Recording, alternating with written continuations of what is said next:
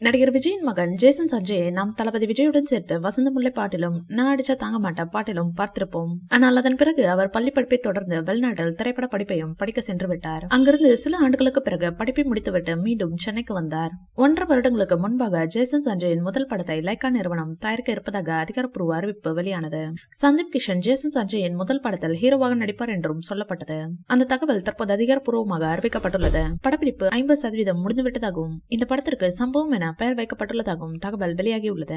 இந்த படத்தின் முதல் பாடலில் தளபதி அவர்கள் நடனமாடி உள்ளாராம். அடுத்த மாதம் இந்த படத்தின் முதல் பாடல் வெளியாகும் என தமன் சொல்லியிருக்கிறார். தளபதி விஜய் தற்போது வினோத் இயக்கத்தில் தன் கடைசி திரைப்படத்தில் நடித்து வருகிறார். அது மட்டுமல்லாமல் தளபதி விஜயின் கடைசி திரைப்படம் இது என்பதால் படத்தின் மீதான எதிர்பார்ப்பு டபுள் மடங்காக உள்ளது.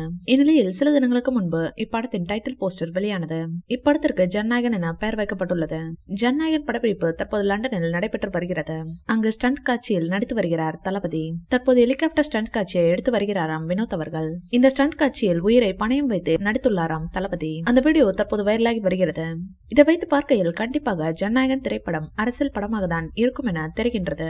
ஜனநாயகன் படத்தின் அடுத்த அப்டேட்டாக கிளிம்ஸ் வீடியோவை வெளியிட இருக்கிறார்களாம் படக்குழு. இதனை அடுத்து இந்த படத்தின் தளபதி ஓபனிங் பாடல் மற்றும் காதல் பாடலை அனிருத் முடித்துவிட்டதாகவும் ஓபனிங் பாடலை சிம்பு மற்றும் அனிருத் இருவரும் இணைந்து பாடியுள்ளனர். அந்த பாடல் தான் கூடிய விரைவில் வெளியாக உள்ளதாம். இந்த வீடியோ பிடிச்சிருந்தா லைக் பண்ணுங்க, ஷேர் பண்ணுங்க.